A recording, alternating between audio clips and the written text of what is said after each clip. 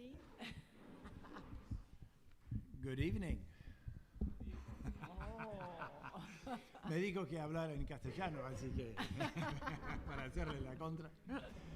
Bueno, un placer estar con ustedes en esta noche. Es la primera vez que venimos aquí, así que con más razón nos gusta mucho haber podido estar. Y a muchos de ustedes los conocemos de distintos lugares y desde hace unos cuantos años.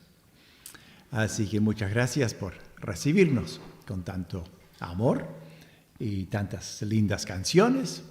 Y bueno, tenemos un gran Dios y ya con las canciones abrió el camino para distintas cosas que queremos compartir. Y bueno, ustedes quieren saber cómo llegamos a Uruguay, capaz. Y la historia empieza hace muchos años atrás. Y bueno, soy canadiense, ya se dan cuenta, ¿no? Por mi acento, que hace 48 años que estoy viviendo acá, nosotros, casados, y todavía hablo como una gringa. Pero nosotros, bueno, los dos nacimos en unas familias donde nos enseñaron de Dios. Y bueno, yo era bebé cuando mi mamá se acuerda. Ahí está. Mi mamá oró como entregándome a Dios para usar mis manos, ¿no? Era bebé, no me acuerdo. Y bueno, eso fue su deseo, ¿no? Su oración. Pero Dios tenía que obrar en mi vida. Y bueno, capaz vos querés comenzar hablando un poco de tu familia también. Bueno, muy parecido, también los dos padres cristianos y sus padres cristianos, así que gracias a Dios tenemos una herencia, se puede decir, un legado de familias cristianas, y eso afecta mucho. Y bueno, como todo muchacho, éramos 6 hermanos, y yo no sé si ustedes tienen familias de varios hermanos, pero suele suceder en toda familia que hay encuentros y desencuentros. Y yo era uno de los que se desencontraba muchas veces. Si no era con mi hermana mayor, era con mi hermano menor. Así que como el sándwich ahí, teníamos nuestros momentos. Así que no era nada difícil entender que era pecador. Nadie tuvo que torcerme el brazo para hacerme creer eso.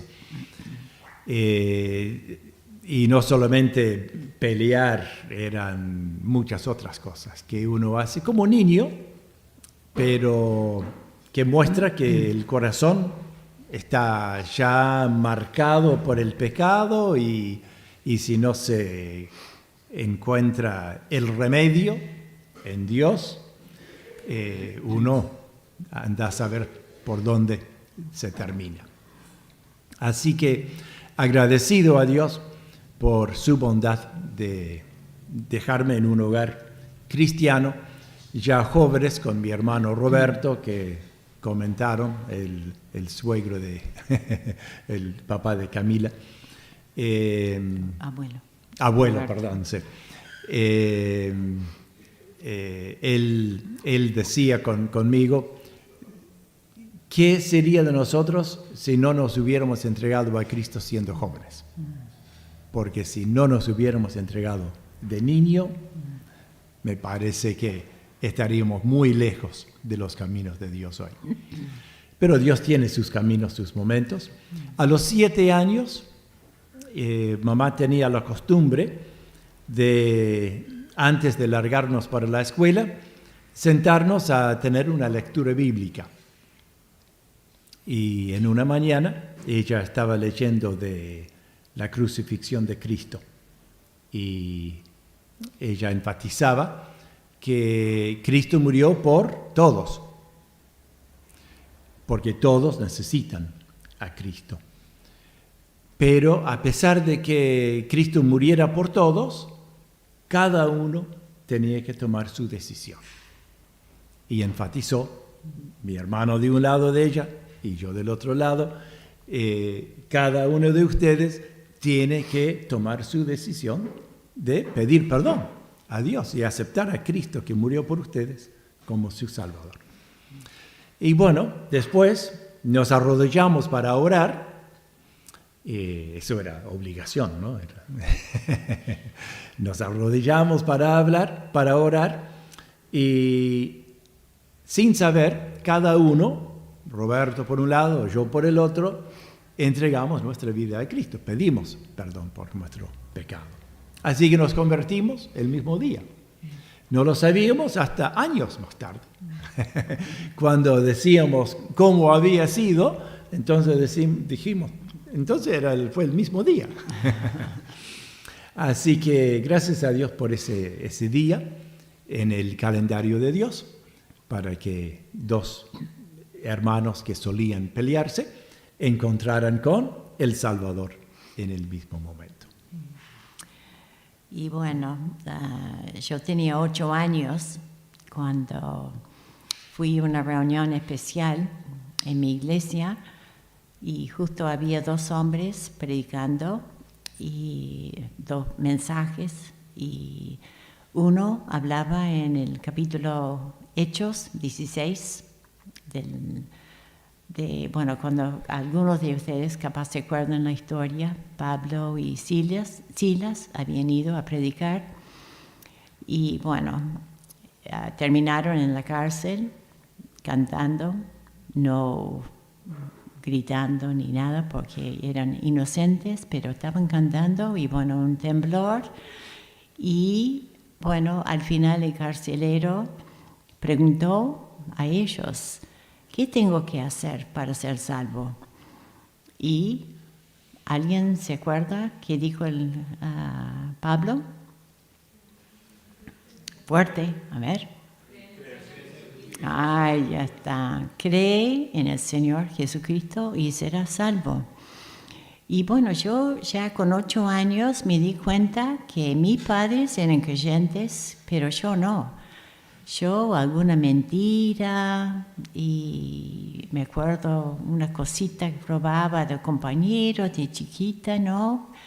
Cosas, quizás no maté a nadie, pero me di cuenta que era pecadora, y en ese momento, después de la reunión, yo recibí el Señor, pedí perdón por mis pecados y recibí a Jesús en mi corazón.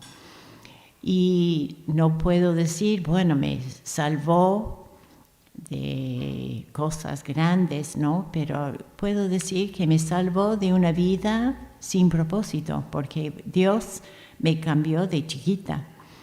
Y iba, bueno, hasta ahora me va trabajando la vida, ¿no?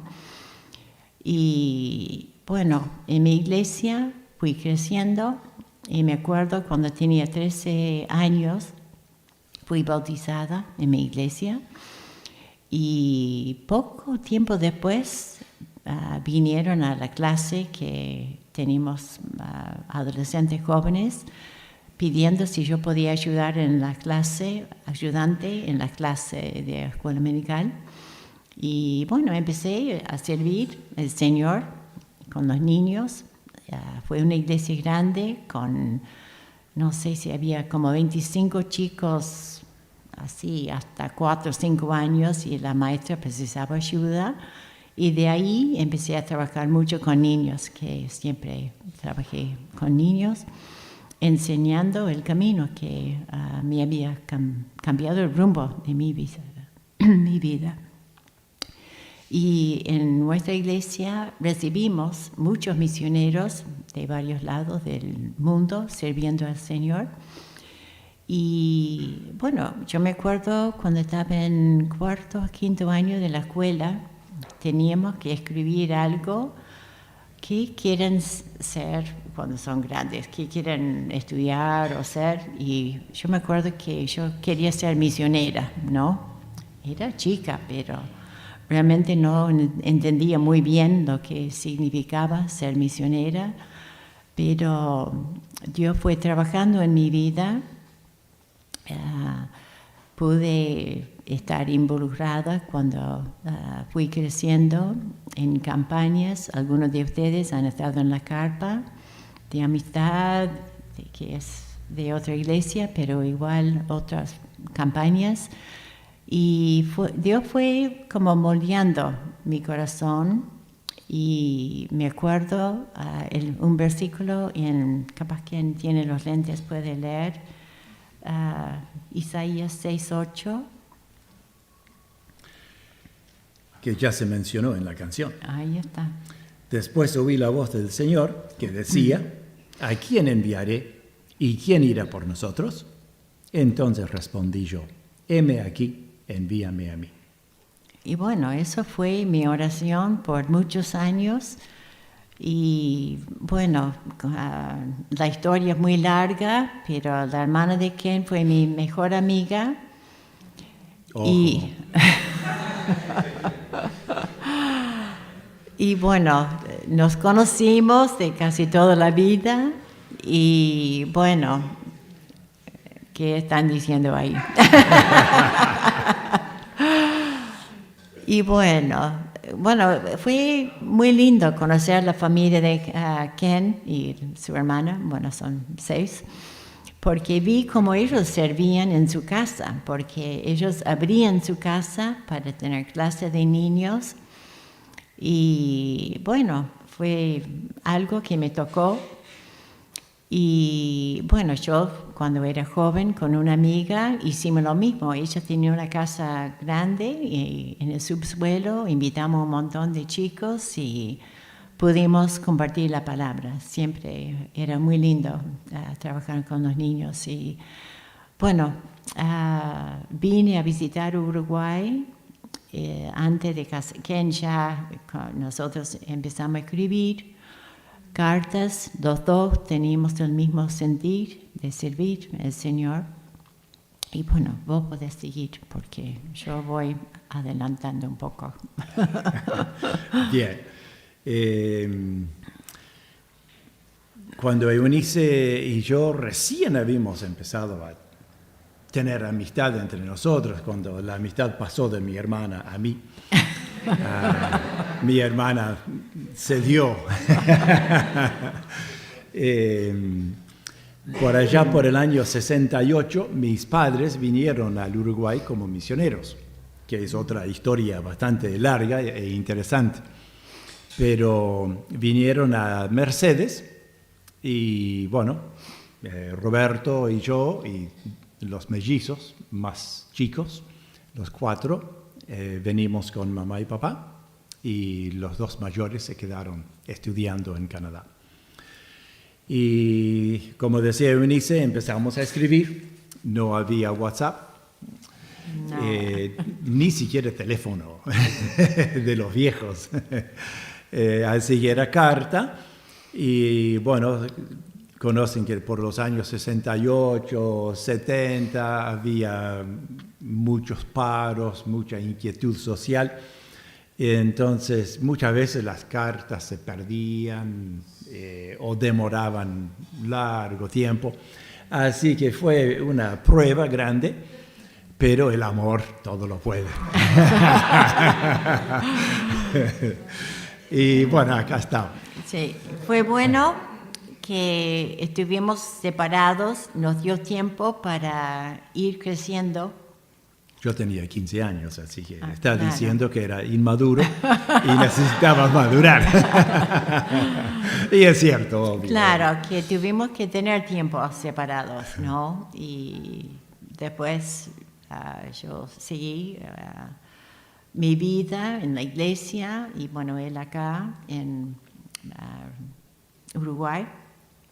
Y después, bueno, pasaron varios años, así que tuvimos mucho tiempo de carta.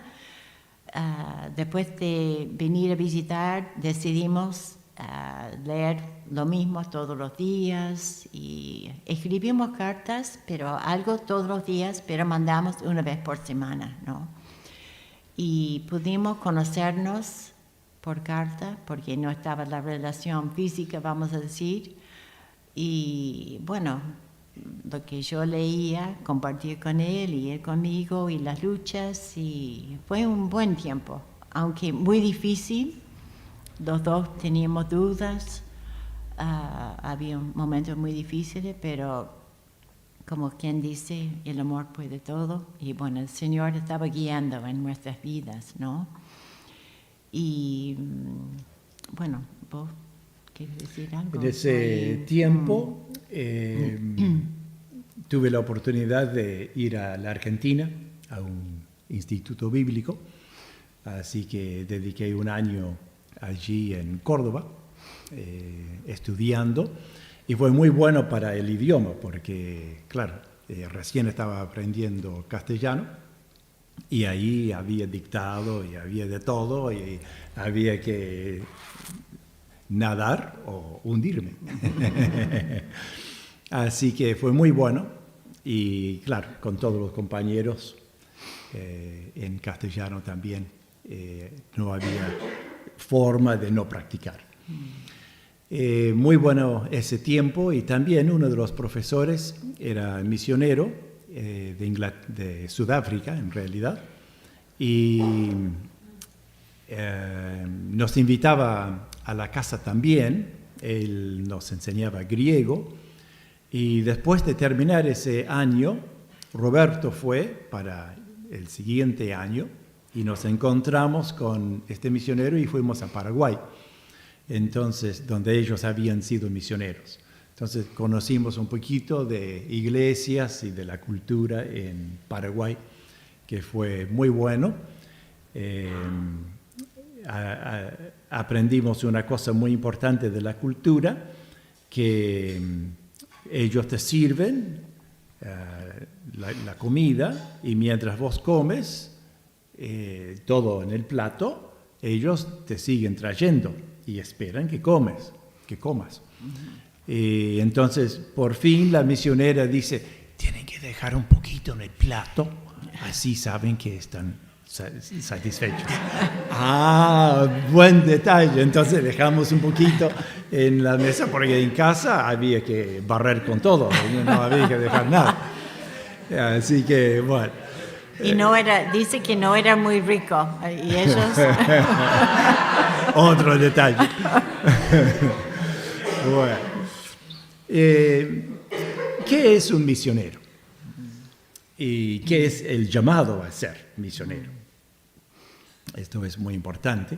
Hemos dado un poquito el trasfondo de nuestra infancia y cómo nos lleva hasta este momento. Cantamos aquí que somos los pies y las manos de Jesús. Y en realidad eso es ser misionero. El misionero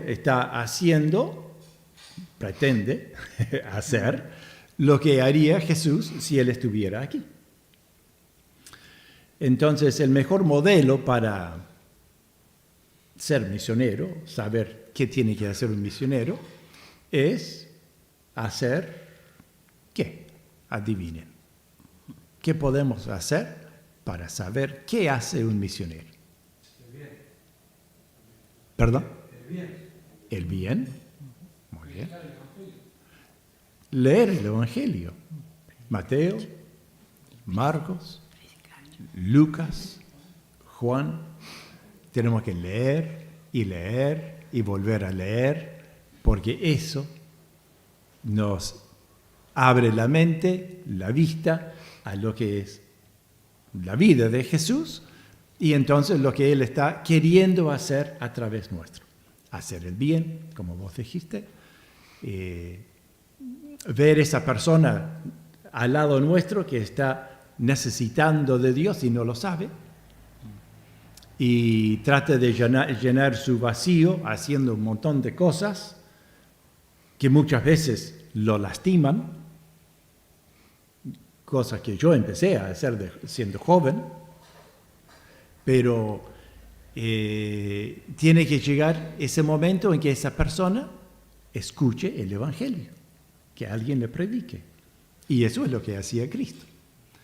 Hay un versículo en Hechos, Pablo en una de sus defensas decía que Jesús andaba haciendo bien y anunciando la buena noticia o el Evangelio. Dos cosas, haciendo el bien y anunciando la palabra. Y eso es un misionero. Esa es la misión del misionero. Y termino esta partecita con el comentario de que en realidad toda persona que recibió a Jesús como Salvador es un misionero. Si vos recibiste a Cristo como tu Salvador, eres un misionero. Tienes la misión de andar haciendo bien y anunciar la palabra. Eres un misionero. ¿Se acuerdan del endemoniado? Allí de Marcos capítulo 5. Terror. Nadie quería acercarse a él. Trataban de atarlo con cadenas. Él lo rompía. La fuerza que tendría ese hombre, ¿no? Cuando estaba poseído por Satanás. Gritando toda hora del día y la noche. Vivía en el cementerio. Se cortaba con piedras. Podemos visualizar un hombre que vivía así, a intemperie, me imagino, sin cortarse nunca el pelo, sin bañarse nunca. No te acerques mucho porque, ¿no? Pero violento a la vez. Tremendo el hombre. Y este hombre, cuando llega a Jesús, viene corriendo y se postra delante de él.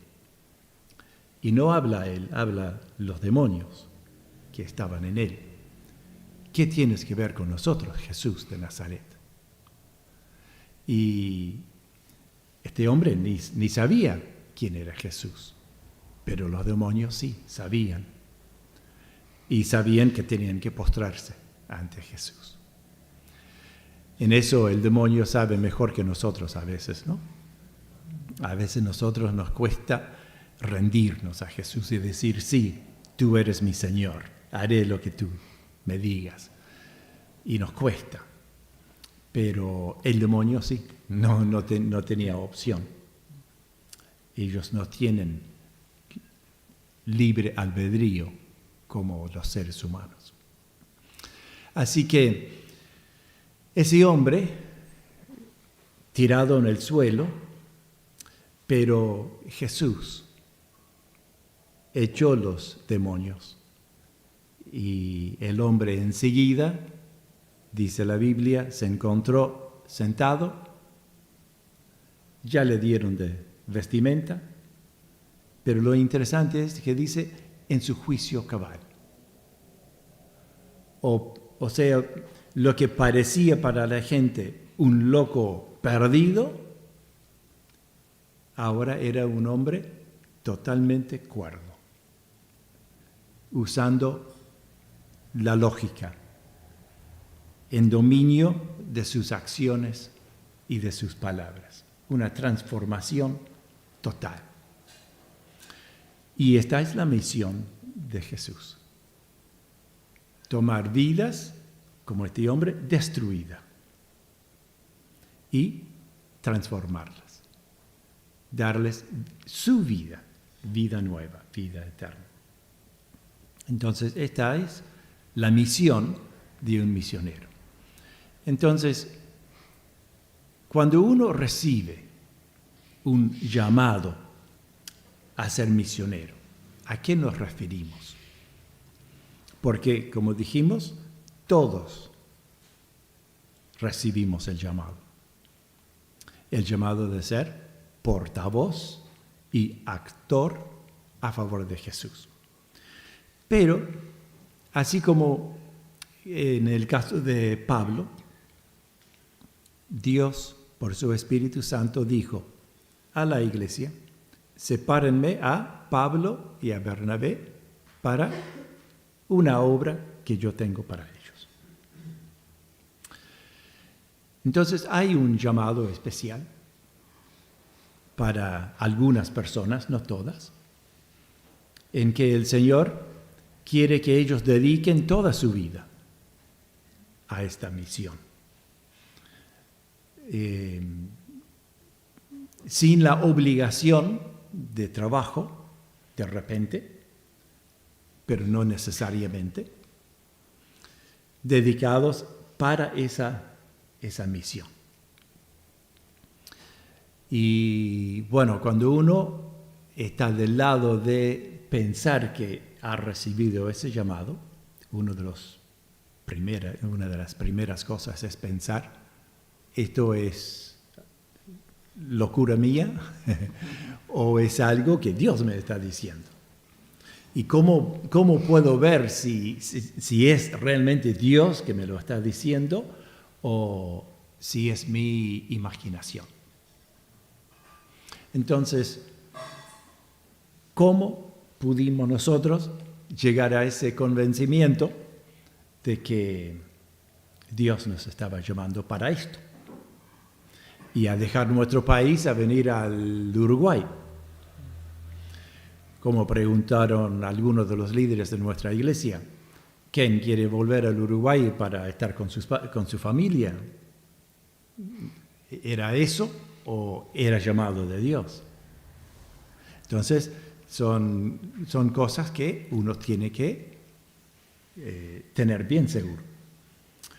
Además, una vez que uno llega y pasan los meses y los años, hay muchas pruebas y hay motivos para preguntar: ¿y estoy bien estando acá?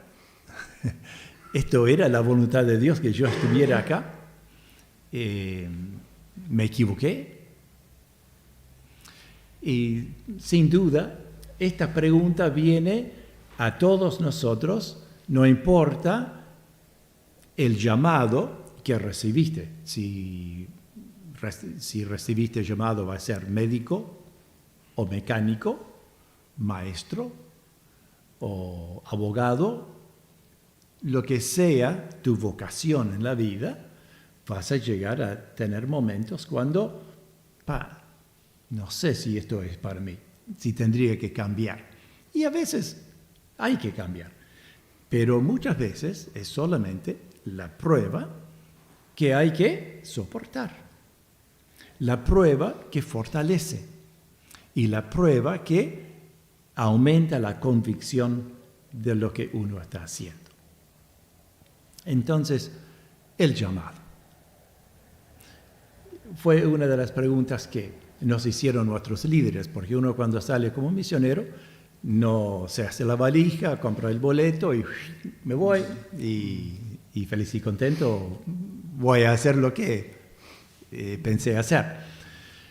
Uno cuando sale como misionero sale con el apoyo de su iglesia, ¿no? Como Pablo y Silas y Bernabé antes salieron con el apoyo de la iglesia de Antioquía.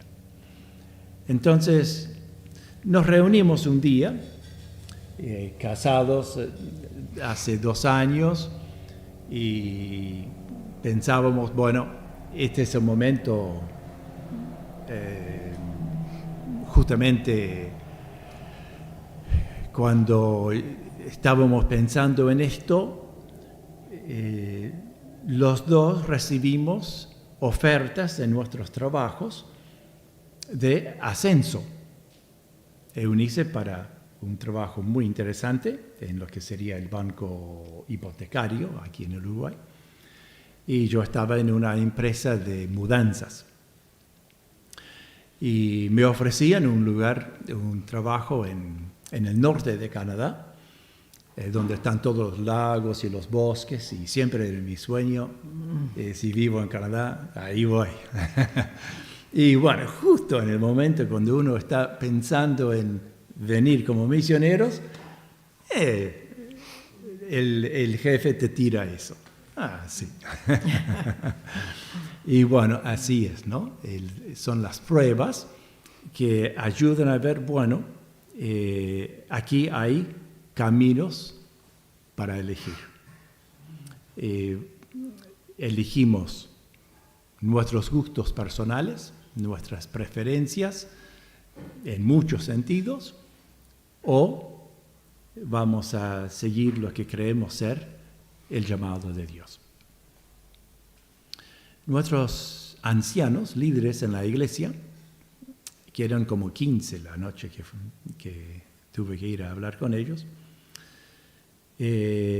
preguntaron, ¿y por qué pensás que Dios te está llamando?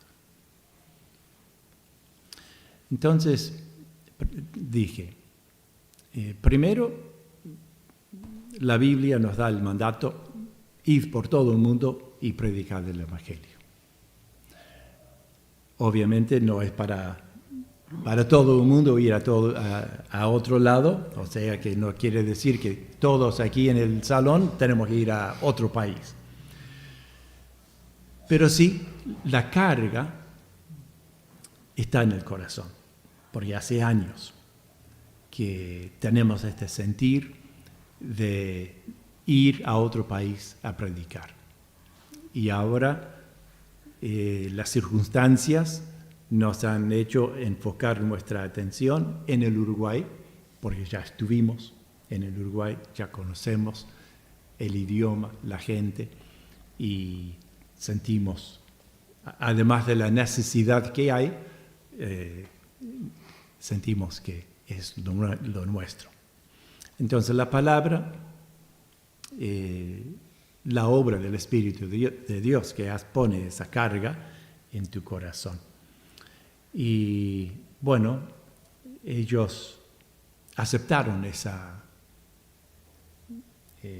explicación de por qué pensaba que Dios nos estaba llamando, y aquí estamos.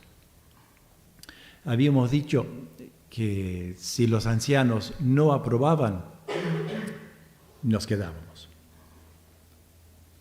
en sumisión a los líderes de la iglesia y confiando que, bueno, si no es ahora, Dios abrirá el camino para cuando Él quiere.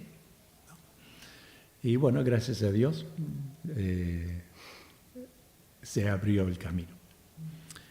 Me acuerdo meses después, cuando estábamos aterrizando aquí en Montevideo, la sensación, llegamos.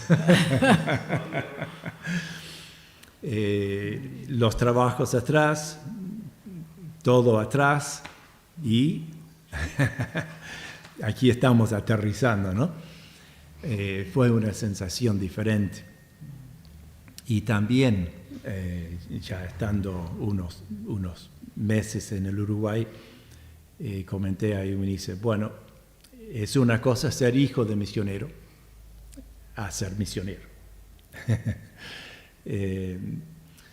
Supongo que sería parecido a uno que haya trabajado con alguien, su padre o quizás con un jefe, en una carpintería, ¿no? Y bueno, aprende el oficio y todo bien y trabaja, y de un día a otro piensa empezar solo. Y entonces está solo en la carpintería. Entonces cuando surgen cuestiones en la carpintería, está solo. No tiene a papá o el jefe. Y esa es la diferencia entre ser hijo de un misionero y un misionero. generalmente el misionero está medio solo. Depende de la situación. En el caso nuestro, que fuimos a abrir una obra nueva en una ciudad, en una zona donde no había nada, muchas veces sentimos esa soledad. Pero también recuerdo distintas veces llamamos a un misionero, una persona de referente, para preguntarle y tener un consejo de otra persona, ¿no? Y esto era siempre de mucha ayuda. El misionero, gracias a Dios, nunca está solo, porque el Señor está con él.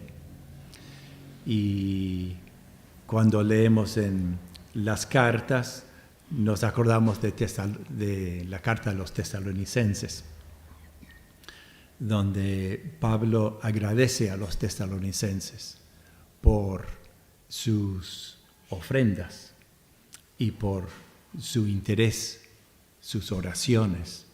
Hace lo mismo con los filipenses, que agradece también y recuerda que ellos constantemente estaban comunicándose y ofrendando para las necesidades de Pablo. Entonces, es un aspecto de misiones muy importante, ese apoyo de atrás o alrededor de otras personas, además del Señor. El Señor está con nosotros, pero precisamos a la gente también. Y bueno, eso un poco mis primeras experiencias, impresiones como misionero, pero Eunice también como mujer experimentó otras realidades. Claro, en mi juventud siempre estaba activa en la iglesia, comenté de obrar con niños, jóvenes, estudios bíblicos, bueno, después casados, sería pub evangelístico, no sé, ex drogadictos. Un café. Sí, tipo café. Y siempre sirviendo, hablando con la gente. Bueno, antes de venir al Uruguay, me enteré que estaba embarazada, que no habíamos planificado eso. Se llama accidente. Bueno, no. Bueno, divino, porque gracias a Dios por Andrés, algunos de ustedes lo conocen. Pero, bueno, como comentamos, bueno, algunos de ustedes ya han escuchado la historia nuestra, pero mi mamá, cuando me dedicó al Señor, cuando era bebé, ella no sabía que, bueno, 23, 24 años después, yo iba a ir con su primer nieto en la panza y ella no iba a ver su nieto por 5 años, ¿no? Pero nunca dijo, cuando comentamos que estábamos esperando un bebé, nunca dijo, bueno, ¿por qué no esperan acá y que nazca acá, tienen cobertura acá? No, ella confió en el Señor y, bueno, damos gracias a Dios por eso, porque ella amaba y mi papá también al Señor. Y, bueno, llegamos a Uruguay, todos cambios. Yo no podía hablar, hablaba poquito, pero no mucho, y no podía hacer nada, ni una clase con niños, ¿no? Así que para mí era difícil eso, no poder servir, pero tenía que escuchar y seguir aprendiendo el idioma y costumbres, una vida diferente.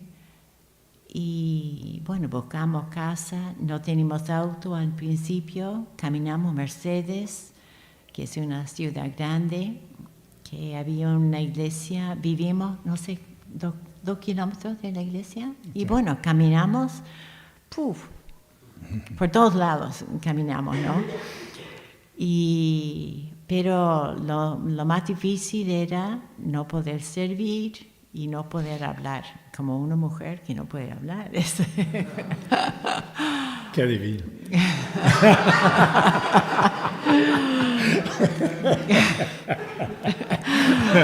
¿Viste? Como pelea. Después cobro. Sí.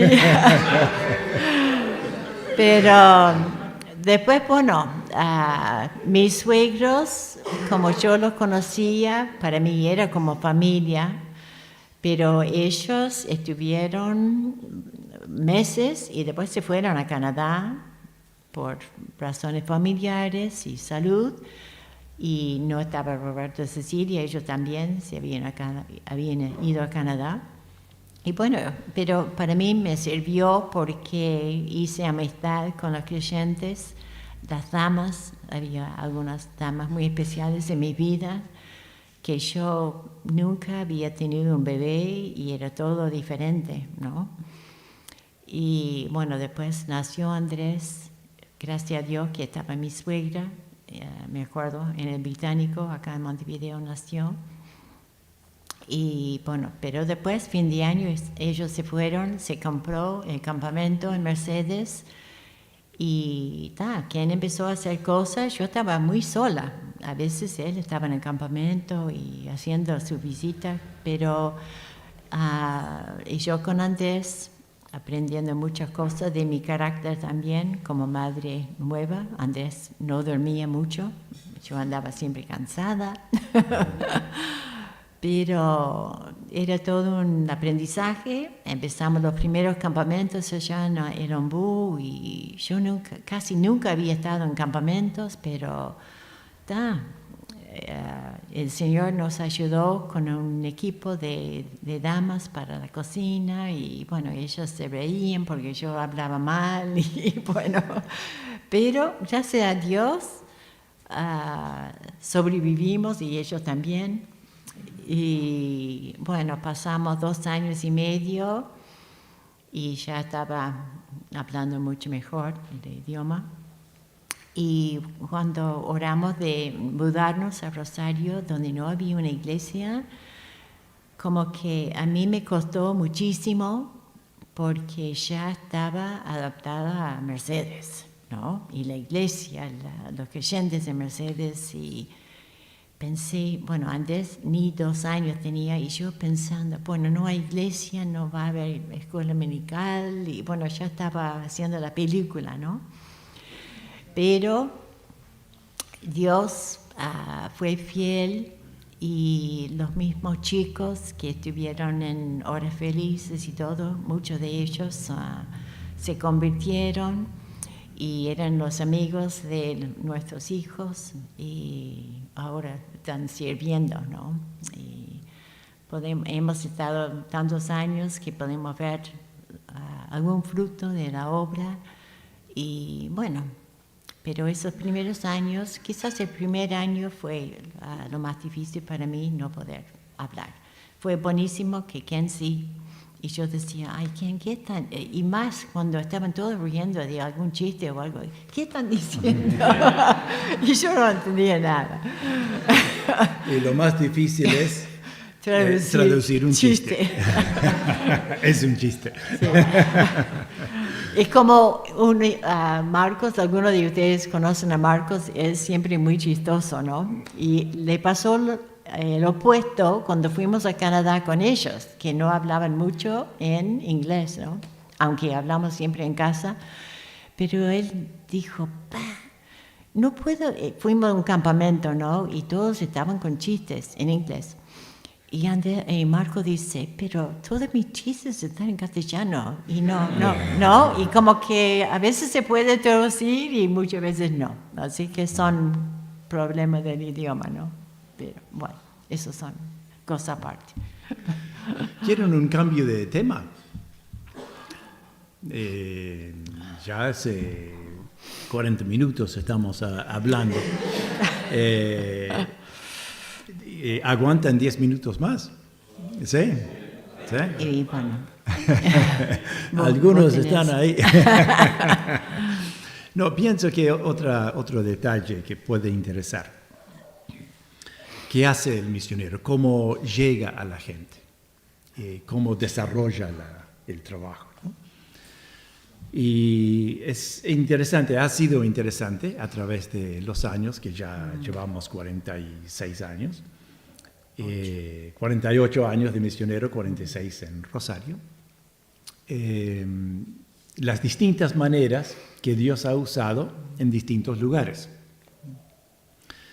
Como decíamos, nuestro sentir cuando venimos era abrir iglesias.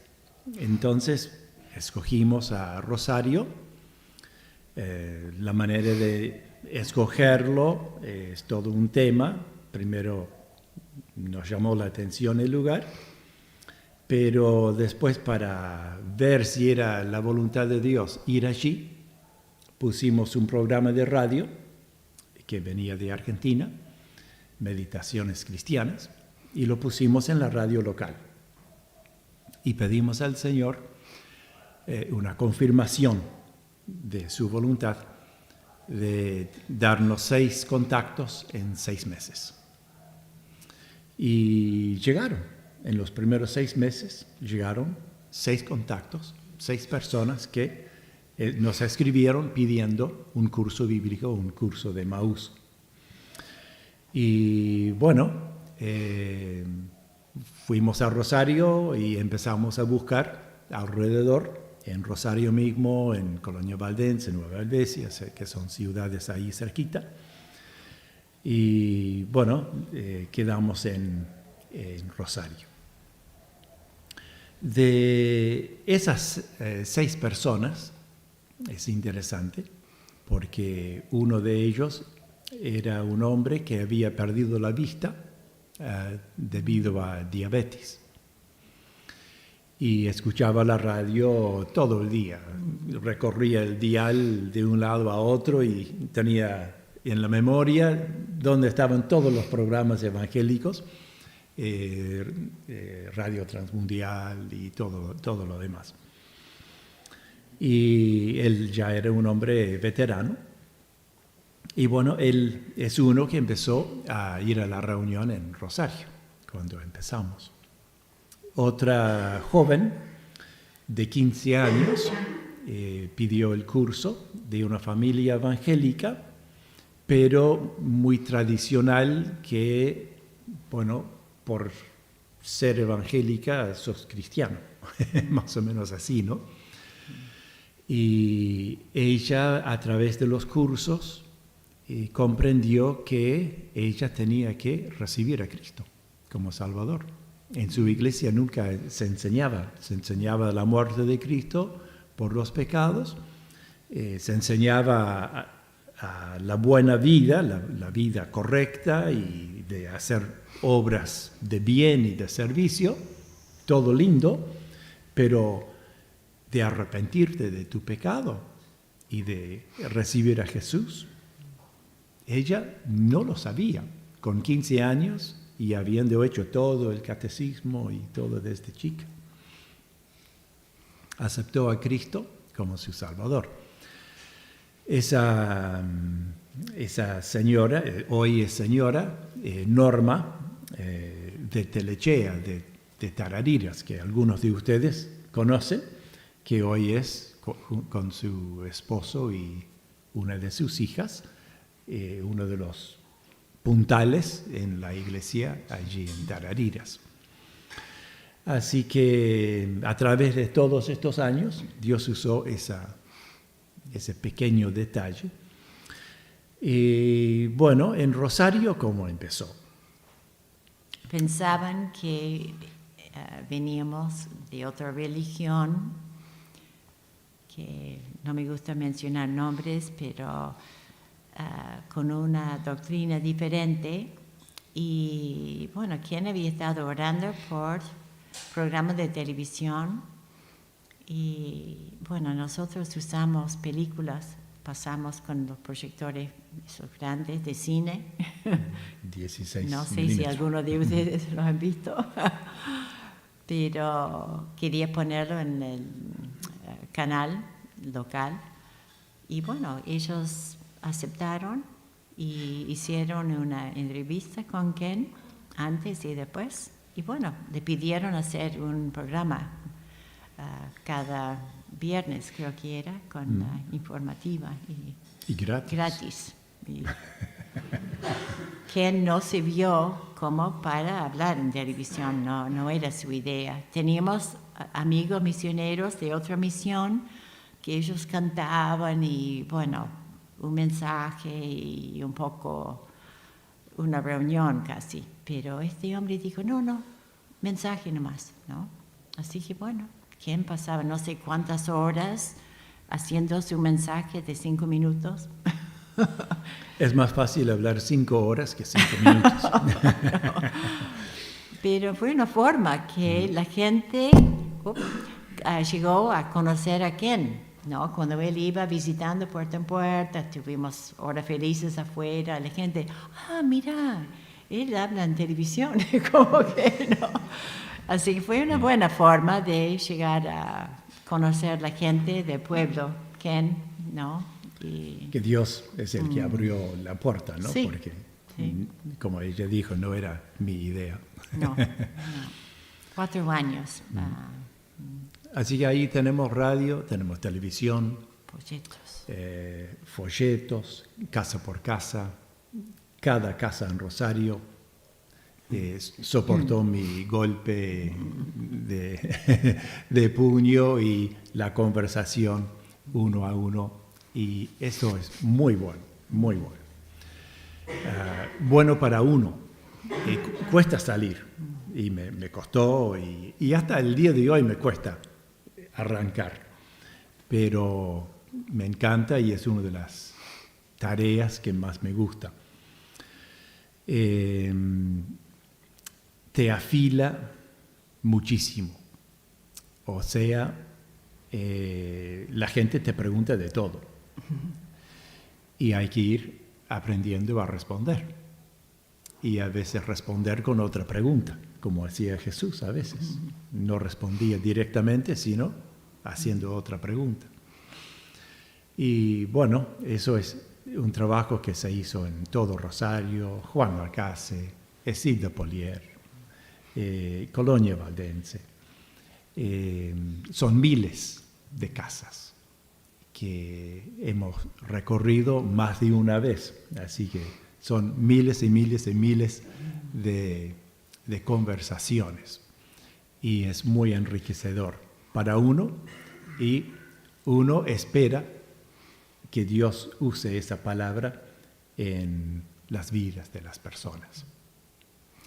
Eunice mencionó las horas felices y gracias a Dios por esa herramienta. En nuestra época era aparecer debajo de un árbol con guitarra, pelota y cancioneros y ya tenías 10, 15, 20 chiquilines alrededor y tenías tu hora feliz. En una parte de viviendas en Rosario nos conocían como los cantores. Habían 2 chiquilines de una casa y siempre nos esperaban. Veían llegar el auto y ellos venían bajando los escalones. ¡Llegaron los cantores! Y ahí empezaban a juntar los chicos. No teníamos que hacer nosotros esa tarea, como a veces se hace con parlante y eso. No hacía falta, ellos lo hacían. Y teníamos lindas clases. Y todo el año prácticamente, raras veces no se hacía. En el invierno buscábamos el lado de la casa, si el viento venía de acá, nos poníamos de este lado, si el sol estaba de allá, nos poníamos aquí, buscábamos el lugar donde se podía estar para hacer la hora feliz todo el año y realmente fueron muchos los chicos bendecidos en eso. Algunos conocen a Alejandro Álvarez en Maldonado, misionero. Él es producto de una de nuestras horas felices, en Juan Lacase.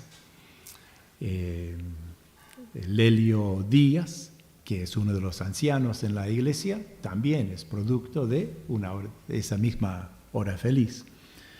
Y Sandra Costabel también es producto de esa hora feliz. Y después una carpa que tuvimos. Así que si no están haciendo aquí, hagan. Es una linda actividad. La carpa, tuvimos grupos, muchos grupos que nos ayudaron, el barco Dulos. Tuvimos grupos de 10 en casa, por algo Dios nos dio una casa grande y una buena cocinera. Aprendí lo que era hospedar. Y bueno, y capaz debemos cortar, capaz alguna pregunta, no sé. Se van a dormir estos chicos, se van a aburrir. Ahí está. Bueno, entonces tienen el llamado, tienen la misión y tienen algunas de las maneras como se puede realizar y cómo Dios va obrando. Y buena idea, preguntas. No sé si hay tiempo. Mejor que se puedan contar en cuántos lugares tuvieron la oportunidad de comenzar un testimonio. Porque nombraste unas cuantas ciudades, pero dar un poquito de eso. Bueno, el primero fue Rosario, donde vivimos. Cuando vino el Dulos, en el año 83, ellos decían, porque nos reunimos en el garaje de casa, ellos decían, necesitan un lugar para las reuniones.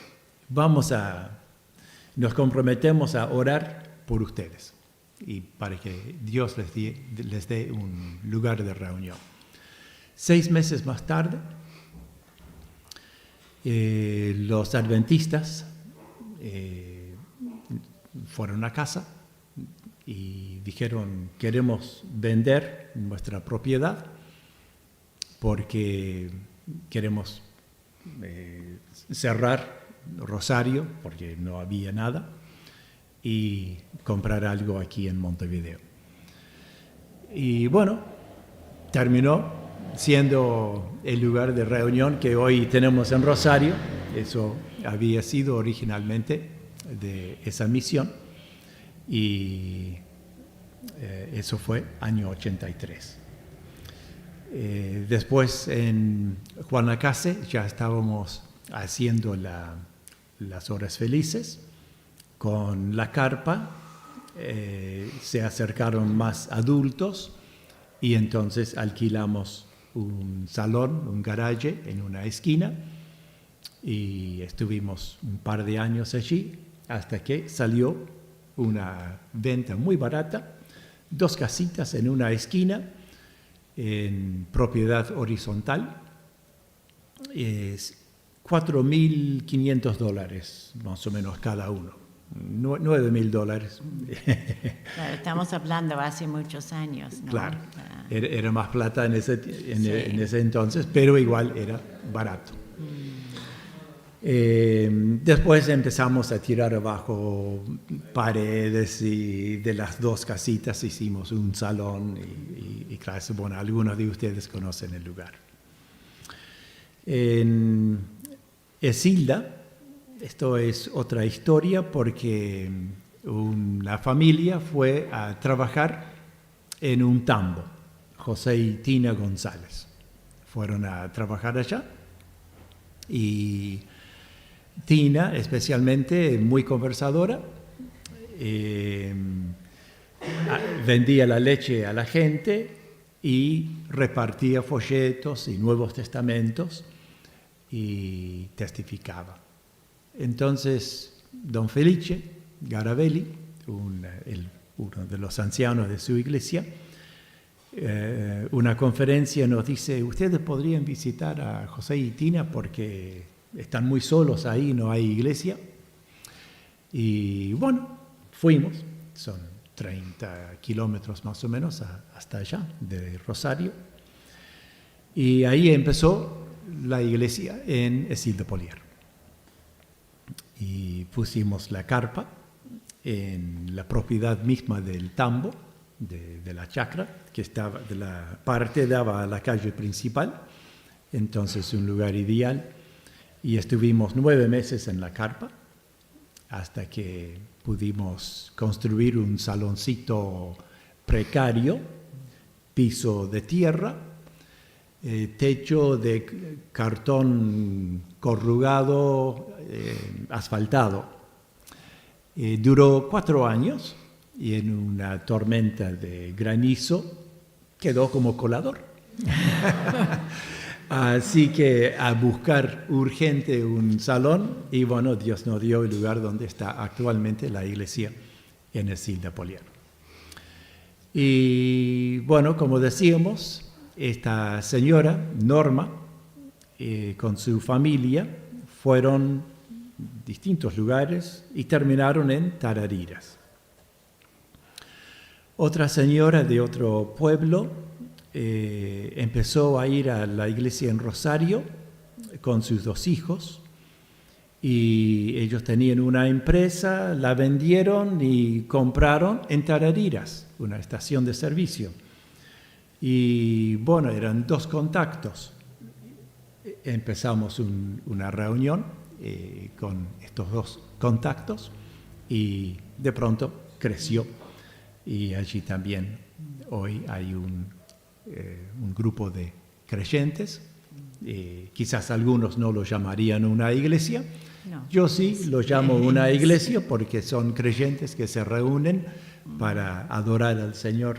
Y no hay ancianos y todo, pero hay creyentes fieles y que están sirviendo. Son las 4 iglesias establecidas y hay otros lugares donde visitamos como Colonia Valdense, hay un anexo que se está abriendo con otros hermanos. Hemos trabajado en Miguelete y Campana. En este momento no estamos yendo a esas 2 ciudades, pero bueno, Dios abre y cierra y nos lleva donde Él quiere que vayamos. ¿Alguien se atreve a otra pregunta?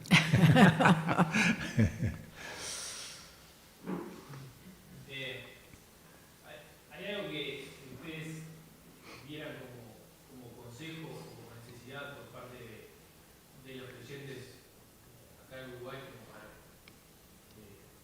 ser más intencionales o algo como para compartir el Evangelio, para que el Evangelio fuese más como que llegara más el Evangelio a la sociedad uruguaya? Ajá. Una pregunta muy interesante. Tenemos que obedecer el mandato, id. Y en principio esa es la respuesta. Tenemos que salir, ir a la esquina, al grupo de viviendas, a algún pueblito. Y esto se puede hacer en grupitos de 5, de 6 personas. 5 entran en un auto y van a un lugar y hacen, ¿no? Hay que tener persistencia, porque muchas veces uno se desanima porque no es rápido. Hechos capítulo 2 y 3 y 6 no sucede con mucha frecuencia. Podríamos decir nunca. Ocurrió allí y nunca más. Y en el Uruguay es conocido por ser una población muy resistente al Evangelio. Alejandro Las nos decía la semana pasada, ellos hicieron un estudio bíblico en su casa, invitaron a un montón de vecinos interesados, contactos, y fueron 4, y todos extranjeros. 2 venezolanos, un chileno y el otro Cubano, no me acuerdo cuál era el otro. Pero uruguayo, ni uno. Y bueno, eso es una particularidad de nuestra cultura, de ser muy descreído, muy cauteloso, bastante descreído en cuanto al Evangelio, la religión. Me acuerdo cuando primero venimos, no se dice tanto ahora, pero en aquel entonces se decía siempre, la religión es para las polleras, ¿no? O sea, las mujeres y los débiles, ¿no? Entonces, si vos no podés con la vida, te buscas a Dios, ¿no? Entonces, son criterios que hay en el trasfondo de la cultura que hace que sea lenta la obra del Señor. Entonces hay que persistir, porque una hora feliz no marcha enseguida, no hay que entregarse, hay que seguir trabajando, porque la gente tiene que lograr confiar en vos. Vos tenés que ganar la confianza. Y es así. Vamos a un grupo de viviendas y los padres están mirando desde los balcones a ver qué estamos haciendo con los hijos. Y a veces se acercan, no mucho. La mayoría se queda a lo lejos. Pero es así, entonces hay que persistir. Perdón, estaba pensando ideas, ¿no? Hace años quien escribe un artículo cortito en el diario, bueno, son 2 ahora, en un tiempo había 3 diarios, son 3. Y bueno, es una forma y uno nunca sabe quiénes están leyendo, porque a veces nunca vamos a saber. Yo me acuerdo Andrés cuando estaba enseñando inglés a su profesora, no, era directora de la escuela, y ella preguntó a Andrés, dice, ¿estos artículos hace tu papá? Y él sí, pero ella nunca dijo nada a nosotros, quizás por miedo, porque uno es religioso, ¿no? Pero uno nunca sabe, es una forma de... hay que buscar cosas, y depende de los dones también de los creyentes, ¿no? Y hoy tenemos WhatsApp, Claro, ¿no? sí. Los medios digitales, ahí se puede desparramar la palabra, pero no es personal. Sí, es lo mejor. Hay que buscar lo personal. La amistad, ¿no? La confianza, cuando uno... Otra respuesta a Pablo.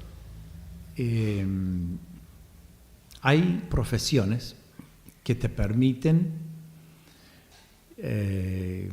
cambiar de lugar. Si sos maestro, podés ser maestro aquí en Montevideo, como podés ser maestro en Artigas, en cualquier lado, ¿no? Oficinas públicas. Se puede pedir el traslado. Entonces, esta es una opción muy, muy buena. Utilizar la profesión como medio de testimonio. Una de las cosas, bueno, mi deseo, volviendo un poquito atrás, era no venir al Uruguay como misionero. Yo quería venir como empleado de algo, trabajando y hacer misión desde algún trabajo. En ese momento no era posible, no permitían la entrada de misioneros cuando nosotros venimos, y había que entrar con garantía de sobrevivencia, de sueldo, de sustento. Así que no había opción. Pero donde se puede, es un excelente medio de contactos. Nuestro hijo bueno, Andrés y Marcos, quedó Marcos ahora, tiene Instituto de Enseñanza de Inglés. Entonces tiene unos 200 alumnos en este momento. Y antes todo el mundo conocía a los muchachos, a Andrés y a Marcos, como los hijos de Russell, ¿no? Entonces conocían inglés por nosotros. Hoy nosotros somos conocidos como los padres de Marcos, ¿no? Claro, porque hay cientos de personas, alumnos, que han pasado por el instituto y hay mucha confianza,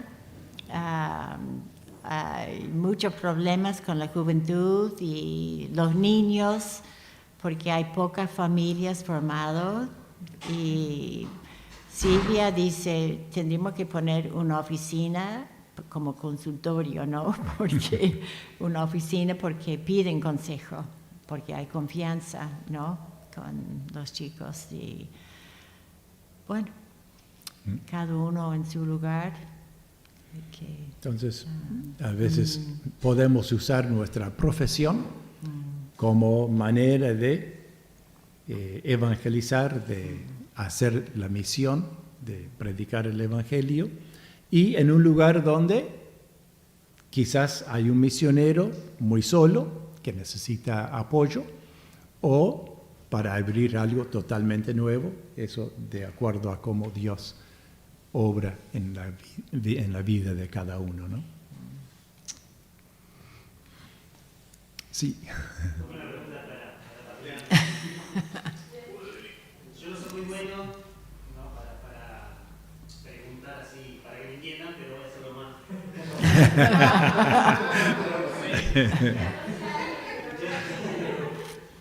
No, o sea, viste que vos nos dijiste de que como misionero, o sea, que cada persona que recibe a Cristo, en realidad somos como misioneros a contar su palabra y el Evangelio, ¿no? Pero hay un parámetro en el cual, o sea, si hay un parámetro, ¿no? En el cual no nos vean como locos, porque a veces nosotros tenemos esa iniciativa, esa voluntad de, por ejemplo, si hay que ir a una esquina y con un pagante y hablar, y la gente a veces pasa y dice, estos locos, o a veces, que muy pocas veces he visto, personas que suben arriba del ómnibus, bueno, como que hablan, como que tienen un mensaje, pero la gente tampoco le presta atención, como que. Entonces, hay algo que me puede contar. Esto es para no pasar tan como loco, ¿no? Porque también me acuerdo de un vecino en la esquina de casa que, bueno, tenía, o sea, no tenía todos los papelitos de estudiar. Y no, claro, y entonces a veces hasta como que divulgaba demasiado. Y entonces todo el mundo lo hacía como loco. Entonces, a veces a nosotros, o a mí me pasa también en particular, que claro, no me gusta que me digan, era loco, Juan, o cosas así. No sé si no sé si hay un parámetro en el cual, o sea, uno se tiene que parece que uno está hasta acá, voy a no sé si me voy a entender. Sí. Dios nos capacita a cada uno de manera diferente. Y el Señor, de acuerdo a esa capacitación, nos llama a actuar. O sea, nos capacita para la tarea que Él quiere que realicemos. Y bueno, si uno quiere subir a un ómnibus a tocar una guitarra y cantar, como a veces he escuchado muchas veces, piden plata, ¿no? Pero excelente, excelente. He escuchado a algunos que obviamente tienen alguna fe y lo presentan, ¿no? Eso está excelente. Yo, bueno, primero cantar guitarra. Mejor me callo, me dedico a otra cosa. Pero si uno tiene esa capacidad y esa visión, bárbaro, bárbaro. Te van a decir loco por más cuerdo que estés. Si compartís el Evangelio, sentado en un diálogo, igual vas a ser el loco que cree cosas raras, ¿no? Entonces, no podemos no hacer algo que podemos hacer porque Dios nos capacitó para hacerlo y que sentimos hacer porque Dios puso el deseo en nosotros. No podemos no hacerlo. Hoy de mañana estaba leyendo en Ezequiel, bueno, es un libro loco, ¿no? Con todo respeto. Pero Ezequiel es bastante particular. Y en uno de hoy, Dios dice, voy a quitarte a tu esposa. Y vos no podés llorar, ni una lágrima. Y después tenía que decir al pueblo, y todo esto tenía que hacer delante del pueblo para que el pueblo viera que él quedó viudo y no lloró nada. No cumplir los hábitos del momento, que era tirarse ceniza arriba y rasgarse la vestimenta y todo eso. No podía hacer nada de luto. Tenía que seguir su vida como si no hubiera pasado nada. Y claro, cuando lo hace, la gente le pregunta, ¿y qué nos estás diciendo con esto? ¿Por qué? Y entonces él dice, y da su mensaje de parte de Dios, ¿no? Dios era como Ezequiel, Israel era como la nación de Israel. Dije bien, la esposa de Ezequiel era como, o representaba la nación, y la nación ha abandonado a Dios, ha matado a sus hijos en sacrificio a los ídolos, y Dios aparte. El pueblo no respondía para nada al Señor. Y el Señor dice, ha llegado el momento en que voy a castigar a Israel y voy a llevarla al cautiverio, van a venir ejércitos, van a matar a los israelitas en las calles y nadie va a hacer luto por ellos. Y dice Dios, ni yo tendré misericordia de ellos. O sea, Ezequiel, por su acción, estaba mostrando el juicio, la condena irreversible de Dios contra su pueblo. Un mensaje durísimo, pero lo tuvo que hacer y lo hizo Ezequiel públicamente. Me alegro que no me ha dicho nada de eso. Ni otras cosas, porque la verdad que Ezequiel tiene varias cosas así difíciles. Entonces, no hay que guardarse demasiado del tema que te llamen loco. No ir a los extremos, ¿no? Podemos ser cautelosos de no buscar que la gente nos llame loco. Si un creyente nos dice, chequen, no subas al ómnibus porque no servís, no tenés voz, no tenés guitarra, no, es una vergüenza lo que estás haciendo. Bueno, tengo que ubicarme y decir, bueno, está, lo mío va a ser barrer la calle, el piso en el salón y dejo el ómnibus para otro. Nuevamente, ¿no? La multitud de consejeros espirituales nos pueden ayudar en ese equilibrio. No sé si te contesté bien. Sí.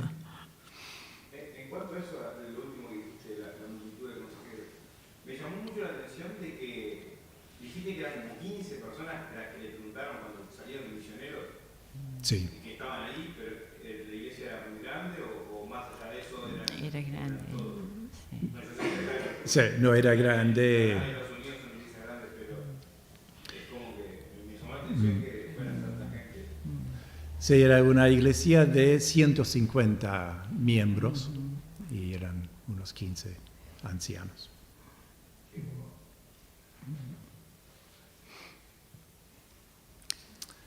Muy bien, bueno, muchas gracias por su aguante. Espero que haya sido no solo informativo, sino también inspirador. Porque Jesús dijo, la mies es mucha y los obreros pocos. Y sigue siendo así hasta el día de hoy. Así que seamos todos obreros, como misioneros de carrera, por así decirlo, o dentro de nuestra carrera X, estemos trabajando para el Señor. ¿Oramos? ¿Sí? Nuestro Dios y Padre, estamos agradecidos a ti por el más gran misionero que conocemos, el Señor Jesús, que dejó la gloria eterna para venir aquí. Qué cambio para Él y qué desafío vivir entre gente muy pecaminosa, alguna gente muy religiosa, pero hipócrita. Vivir entre gente que no quería escuchar nada. Llegar a discípulos como sus 12 que tenía que entrenar y dejar prontos para seguir la tarea en tan solamente 3 años. Gracias por ese modelo del Señor Jesús, esa obra que Él realizó en los discípulos y especialmente en la cruz, donde murió por nuestros pecados para darnos el perdón, por su resurrección para darnos vida nueva. Te damos gracias por Jesús y gracias que Él sigue haciendo su obra hoy desde el cielo, pero a través nuestro. Ayúdanos a ser obedientes a Él, a realmente ser esas manos y esos pies que obedecen las directrices de la cabeza. Señor, bendice este grupo, gracias por cada uno, haz tu obra en cada uno, perdonando pecados, sanando heridas, capacitando para tu servicio. Y Señor, que desde aquí salgan muchos obreros tuyos. En el nombre del Señor Jesús. Amén. Amén.